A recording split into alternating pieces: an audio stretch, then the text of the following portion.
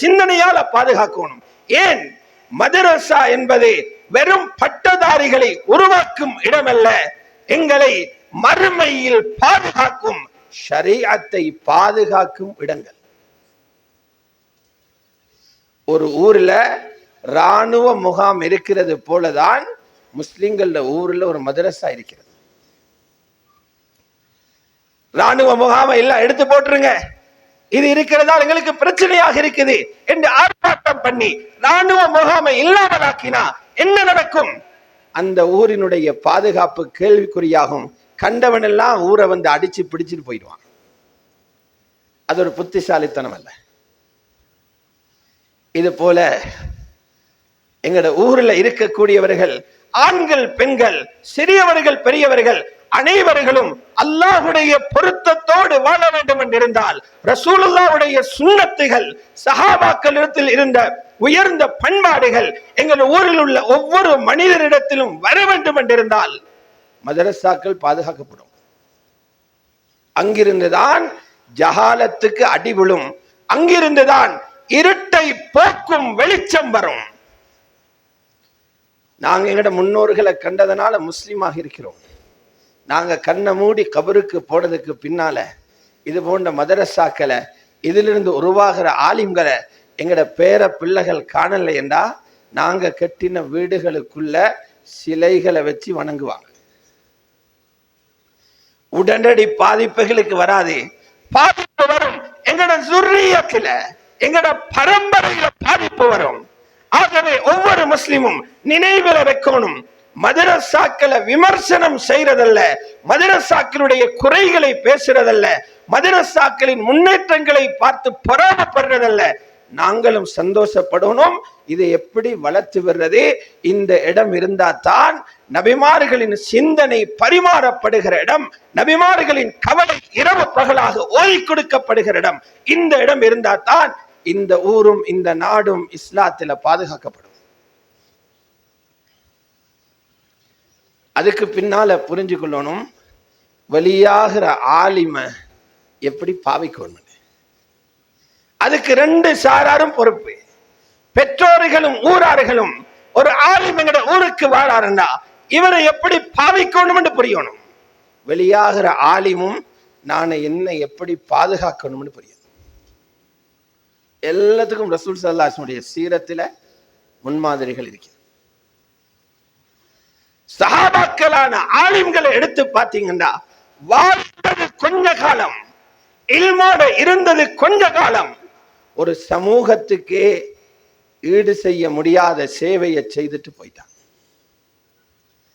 நபி அலைஹிஸ்ஸலாத்து வஸ்ஸலாம் அவர்களிடத்துல ஒரு சஹாபி வர்றாரு. ரசூலுல்லாஹ் மதீனாவுக்கு போக முதல்ல அவருக்கு அல்லாஹ் ஹிதாயத்தை கொடுத்துட்டான். முஆத் இப்னு ஜபல் ரலியல்லாஹு அன்ஹு 17 வயதில இஸ்லாத்தை தழுவினார், அல்லது 18 வயதில் இஸ்லாத்தை தழுவினார். யாரிடத்தில் இஸ்லாத்தை தழுவுகிறார்? நபி ஸல்லல்லாஹு அலைஹி வஸல்லம் முதலாவது எம்பசடர், மக்காவிலிருந்து இஸ்லாத்தை அறிமுகம் செய்ய முட்கூட்டி மதீனாவுக்கு அனுப்பப்பட்ட தூதுவர் ஹஜ்ரத் முஸ்அப் இப்னு உமைர் சஃபீர் ரசூலில்லாஹ் அவர்களுடைய கையிலே இஸ்லாத்தை தழுவியவர் 17 வருஷ முஆத் இப்னு ஜபல் ரலியல்லாஹு அன்ஹு. குர்ஆனை படிச்சு, தீனை படிச்சு, பின்னால அகபாவில கலந்து கொள்றார். ஹஜ்ஜாஜிகளோட ஹஜ்ஜுக்கு வந்து ரசூலுல்லாவை ஹிஜ்ரத் செய்ய அங்கு வாங்க என்று அழைப்பு விடுக்க வந்த இரண்டாவது ஜமாத்தில் மினாவுடைய மலையடிவாரத்தில் பைஅத் செய்தவர்கள் ஹஜ்ரத் முஆதும் இருக்கிறாங்க. ஸல்லல்லாஹு அலைஹி வஸல்லம் ஹிஜ்ரத் செய்து வந்ததுக்கு பின்னால, அப்போ இந்த காலத்துல மாதிரி இப்படி மதரசா ஏற்பாடுகள் இல்லை, நிர்வாக ஏற்பாடுகள் இல்ல, சமையல் ஏற்பாடுகள் இல்ல, தங்குமிட ஏற்பாடுகள் இல்ல.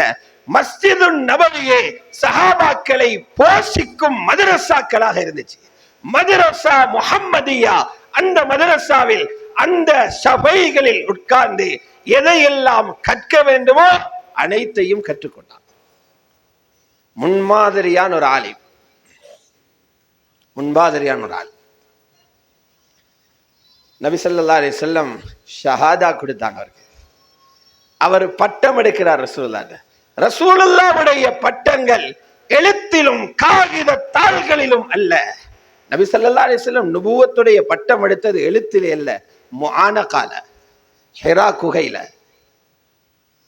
ஹஜ்ரத் முஆத் இப்னு ஜபல பத்தி சொல்றாங்க, அஅலமுன் நாஸி பில் ஹலாலி வல் ஹராம், ஹாக்கிம்ல ரிவாயத்தி. இவர் ஒரு மதுஹபில மட்டும் ஃபிக்ஹில கெட்டித்தனம் உள்ளவர் அல்ல, புயூஅல இஸ்லாமிய வியாபாரத்தில மட்டும் தேர்ச்சி பெற்றவர் அல்ல, அனந்தர சொத்து பங்கீடில் ஃபராயிலில் மட்டும் தேர்ச்சி பெற்றவர் அல்ல, ஹலால் ஹராம் எதுவோ அதை தெரிஞ்சவர் முஆத் இப்னு ஜபல். எவ்வளவு பெரிய ஷஹாதா! ஆலமுன் நாஸி பில் ஹலாலி வல் ஹராம். அந்த இல்மை பெற்றுக்கொண்டு முஆத் இப்னு ஜபல் ரலியல்லாஹு இருக்கிறாங்க. அவர்களை பாதுகாத்துக் கொள்றதுக்கு ஸல்லல்லாஹு அலைஹி வஸல்லம் என்ன செஞ்சாங்க? தன்னை உருவாக்கி விட்ட உஸ்தாதோட ரொம்ப முஹப்பத்தாக இருந்தாங்க. உலகத்தில் இருக்கிற எல்லா முஸ்லிம்களும் அல்லாஹ்வுடைய ரசூலை உயிரை விட நேசிக்கிறார்கள். நேசிக்கிறது ஃபர்ல் ஐன். நேசம் இல்லாட்டி முனாஃபிக் ஆயிடுவான். கல்லும் நேசிக்குது, சந்திரனும் நேசிக்குது, முள்ளும் நேசிக்குது, ஒட்டகமும் நேசிக்குது, எல்லாம் ரசூலுல்லாஹ்வை நேசிக்குது. ஆனா நபி ஸல்லல்லாஹு அலைஹி வஸல்லம் அவர்கள் ஒரு ஆளை நேசிக்கிறதுண்டா அது பெரிய விஷயம். தன்னை மாணவரை கூப்பிட்டு சொன்னாங்க, வல்லாஹி யா முஆத் இன்னி உஹிப்புக். அவருடைய இல்ம் அவருக்கு பெருமையை கொடுத்து இப்லீசுடைய படையில சேர்த்தல்ல, அவர் அறிஞர் என்பதனால தனி வழியில் பயணித்து வழிகாட்டில் போய் சேரல, உம்மத்தை பிரிக்க இல்ல, உம்மத்தை கூறு போடல, ரசூலுல்லாவின் ஹுப்புக்கு அன்பாகிறார்.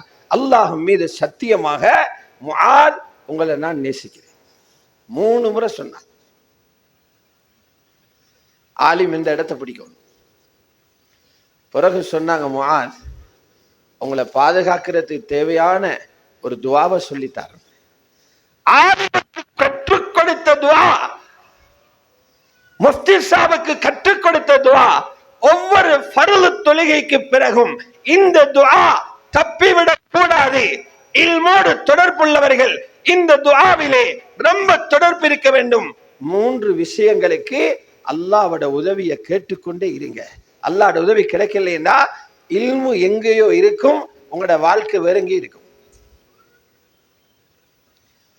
3 விஷயத்துல அல்லாஹ்வோட உதவியை கேளுங்க. அல்லாஹும்ம அஇன்னி அலா ذிக்ரிக். யா அல்லாஹ், உன்னை நினைவு கூற, ஞாபகப்படுத்தி கொண்டிருக்க எனக்கு நீ உதவி செய். என்னால இயலாது, நீ தான் அதுக்கு சந்தர்ப்பம் தரும். இல்லைன்னா நான் கஃப்லத்துல போயிடுவேன், தூரமாயிடுவேன்.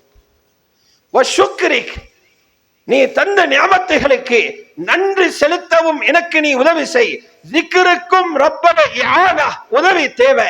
ஷுக்ருக்கும் ரப்புடைய உதவி தேவை. 3வது கேட்டாங்க, உன்னை அழகாக இபாதத்து செய்யணும். வுது இபாதத், தொழுகை இபாதத், தஹஜ்ஜுத் இபாதத், நோன்பு இபாதத், ஹஜ் இபாதத், ஜகாத் இபாதத், வியாபாரமும் இபாதத், நிக்காஹும் இபாதத். இந்த இபாதத்தை அழகாக செய்ய நீ உதவி செய். வஹுஸ்னி இபாதத்தி. யாருக்கு கற்றுக் கொடுக்கிறாங்க? பெரிய சஹாபாக்கள் ஆலிம் ஹஜ்ரத் முஆத் இப்னு ஜபலுக்கு. அவர் நபி அலைஹிஸ்ஸலாத்து வஸ்ஸலாம் எங்க பாவிக்கிறாங்க தெரியுமா? ஹிஜ்ரி 8 மக்கா கைப்பற்றப்படுது. மக்காவை விட்டு வரும்போது ஸல்லல்லாஹு அலைஹி வஸல்லம் 2 பேருக்கு நியமனம் கொடுத்தாங்க. ஹரம் ஷரீஃபில தொழுகை நடத்தவும், அங்குள்ள வழக்குகளை விசாரித்து தீர்ப்பு கொடுக்கவும் 16 வயது மாத்திரம் நிரம்பிய அத்தாப் இப்னு அஸீத் ரலியல்லாஹு அன்ஹு வச்சாங்க. மக்காவில உள்ளவர்களுக்கு அல்லாஹ்வுடைய குர்ஆனை கற்றுக் கொடுக்கணுமே. தஃப்சீர் அல்ல, குர்ஆனுக்கு பெரும் பெரும் விளக்கங்கள் சொல்லவல்ல, குர்ஆனுடைய எழுத்துக்களை கற்றுக் கொடுக்க, ஓத கற்றுக் கொடுக்க. நாங்க சொல்றேன்டா குர்ஆன் மதரசா. முஃப்திய பாவிச்சாங்க ஸல்லல்லாஹு அலைஹி வஸல்லம், மக்காவில உள்ள மனிதர்களுக்கு குர்ஆன் படிச்சு கொடுக்க. முஆத நியமிச்சாங்க முஃப்தியாக அல்ல, மக்கால மக்காவுடைய முஅல்லிமாக நியமிச்சாங்க. குர்ஆனை கற்றுக் கொடுத்தாங்க. பின்னால அவங்களுக்கு அனுமதி ஒன்று கொடுக்கிறாங்க. மதீனாவுக்கு வந்த பிறகு நீங்க ஒரு பள்ளி வாசல்ல இமாமாக இருங்க. அதுவும் ஆரம்பத்தில் 5 நேரமும் தொழுவிக்கவல்ல, இஷாவுடைய தொழுகையை மாத்திரம் மஸ்ஜிது நபவியில தொழுகையை முடித்துக் கொண்டு 2வது முறையாக மஹல்லாவில் போய்த்து தொழுவிக்க சொன்னாங்க. முதலாவது குர்ஆன் மதரசால பாடம் நடத்தினாங்க, 2வது மஸ்ஜிதில் இமாம் ஆகிக்கிறாங்க. வாப்பமார் மஹல்லா வாசிகள் புரிஞ்சுக்கோங்க, ஒரு ஆலிம் உயர்ந்த நிலையை அடைகிற வழிகள் இது. ஆலிம பாவிக்க வேண்டிய முறை. இவர் போயிட்டு அங்க தொழுவிச்சார். குர்ஆன் கற்றுக் கொடுக்கிறது பொதுமக்களோடு இணைகிற ஒரு சந்தி, இல்ம பரிமாறுற ஒரு இடம். இமாம் ஜமாத் நடத்துறது, மஸ்ஜிதுடைய இமாமத் பொதுமக்களோடு பழகிற ஒரு சந்தி, இல்ம பரத்த கிடைக்கிற ஒரு இடம். அங்க பார்த்தா ஒரு ஆள் வந்து என்ன செஞ்சார், புகாரில் இருக்குது, அவர் இமாம் சாப் தொழுவிக்க முதல்ல தனியாக தொழுவிட்டு போயிட்டார். மஹல்லா வாசிகள் போட்டு கொடுத்துட்டாங்க, இவரை பாருங்க உங்களோட பின்னால தொலை விருப்பம் இல்லை, இவர் போறாரு. முஆத் இப்னு ஜபல் இளைய ஆள் தானே, ஃபத்துவா கொடுத்துட்டாங்க, நீ முனாஃபிக், அதனால எனக்கு பின்னால தொழாம போறாய். அந்த ஆள் ஓடி போயிட்டார் ரசூல் ஸல்லல்லாஹு அலைஹி வஸல்லம். யா ரசூலல்லாஹ், பகலெல்லாம் விவசாய நிலத்தில் கஷ்டப்பட்டு ஒட்டகங்களுக்கு பின்னால மிருகங்களுக்கு பின்னால இருந்துட்டு வர்றோம், இரவுக்கு வந்தா இவர் இஷா தொழுகையில சூரத்துல் பக்கரா ஓதுறாரு, எங்களுக்கு நின்றுகுலையில யாரும் சொல்லல, அதுக்கு தான் தனியை தொட்டு போன. ரசூல் ஸல்லல்லாஹு அலைஹி வஸல்லம் தர்பியத் கொடுத்தாங்க அவருக்கு. முஆத் என்ன பண்றீங்க, ஃபித்னாவை உண்டாக்க போறீங்க, அஃபத்தானுன் அன்த யா முஆத். அதில் ஒரு கட்டுப்பாடு, ஒரு நடுநிலை சிந்தனையோட போகணும் ஸல்லல்லாஹு அலைஹி வஸல்லம் படிச்சு கொடுத்தாங்க. இந்த பணிக்கு பிறகுதான் ஸல்லல்லாஹு அலைஹி வஸல்லம் வெளிநாட்டில தாவாவுடைய பணிக்காக அனுப்புறாங்க, யமனுக்கு அனுப்புறாங்க. அனுப்பும் போது சொன்னாங்க, முஆத் நீங்க போறீங்க, வாகனத்துக்கு மேல் ஹஜரத் முஆத் இருக்கிறார்கள், கீழே ரசூலுல்லாஹி ஸல்லல்லாஹு அலைஹி வஸல்லம் வழி அனுப்பி கொண்டிருக்கிறார்கள், நீங்க போறீங்க, திரும்பி வரும்போது என்ன பார்க்க மாட்டீங்க, என்ற கபரை பார்ப்பீங்க. அதுவும் நீங்க யமனுக்கு ஏன் போறீங்க, கதிரையில காலுக்கு மேல காலை போட்டு இருந்து சம்பளம் வாங்கவல்ல, நீங்க போறீங்க இன்னக தஅதி கௌமன் மின் அஹ்லில் கிதாப், யஹூதி நசாராக்கள் இருக்கிற நாட்டுக்கு போறீங்க, முதலாவது வேலை லா இலாஹ இல்லல்லாஹ் பக்கம் தாவத்து கொடுங்க, ஷஹாதத்துடைய கலிமாவின் பக்கம் தாவத்து கொடுங்க. அதற்கு இத்தாத்து செய்தால் 5 நேரம் தொழுக ஃபர்து என்று சொல்லுங்க. அதுக்கு இத்தாத்து செய்தால் செல்வந்தர்களின் செல்வத்தில் ஜகாத்து கடமை அவர்களிடம் பெறப்பட்டு ஏழைகளுக்கு பகிரப்படும் சொல்லுங்க. அநியாயம் செய்யப்பட்டவர்கள பத்துவாவை பயந்துக்கோங்க. நான் உங்களுக்கு சமரி என்று சொன்னேன். ரசூலுல்லாஹ் ஒரு ஆலிமை உருவாக்கி அந்த ஆலிமை எப்படி பயன்படுத்தினாங்க. 18 வயதில் இஸ்லாத்தை ஏற்று ஆலிமாகி முஃப்தியாகி இவ்வளவு சேவைகளையும் செய்துவிட்டு 33 வயதில் ஹஜரத் முஆத் உலகத்தை விட்டு போய்த்தாங்க. 15 வருஷம் அதுக்குள்ள இவ்வளவு செய்வார். அப்துல்லாஹ் இப்னு மஸ்ஊத் ரலியல்லாஹு அன்ஹு அவர்கள் ஒரு மாணவரிடத்துல சொன்னாங்க, ஒரு மாணவர் சொன்னாங்க, இன்ன முஆத் கான உம்மத்தன் கானிதன் லில்லாஹி ஹனீஃபா. மாணவர் சொன்னாரு, ஹஜ்ரத் கொஞ்சம் மாத்தி ஓதுறீங்க போலிக்கு, குர்ஆன்ல முஆத் என்று வரல, இப்ராஹிம்னு தான் வந்தீங்க. இன்ன இப்ராஹிம கான உம்மத்தன், இப்ராஹிம் அலைஹிஸ்ஸலாம் ஒரு சமூகமாக அல்லாஹ்வுக்கு கட்டுப்படுற ஒரு மனிதராக இருந்தார். இப்ராஹிம் அலைஹிஸ்ஸலாத்தை பத்தி தான் வந்திருக்குது, நீங்க ஹஜ்ரத் முஆதுக்கு சொல்றீங்க. திரும்பவும் அப்துல்லாஹ் இப்னு மஸ்ஊத் ரலியல்லாஹு அன்ஹு அதே போல சொல்றாங்க. 3வது முறையும் சொல்றாங்க. இவருக்கு விளங்கி போச்சு, தெரியாம சொல்ல இல்ல, இவர் தெரிந்து கொண்டுதான் சொல்றாரு. பிறகு சொன்னாங்க, இதே விஷயத்தை ஹஜ்ரத் முஆதுக்கு சொல்றதுல என்ன தவறு இருக்குது? உம்மத்தண்டா யார்? மக்களுக்கு நலவை படித்துக் கொடுப்பவர். முஅல்லிமுன் நாஸில் கைர், மக்களுக்கு நலவை படித்துக் கொடுக்கிறார். இவரால் ஒரு சமூகம் உயிர் பெறுகிறது. அத்தோட அல்லாஹ்வை பயந்து பாவத்தை தவிர்ந்து நல்லதை செய்து கொண்டிருக்கிறார்.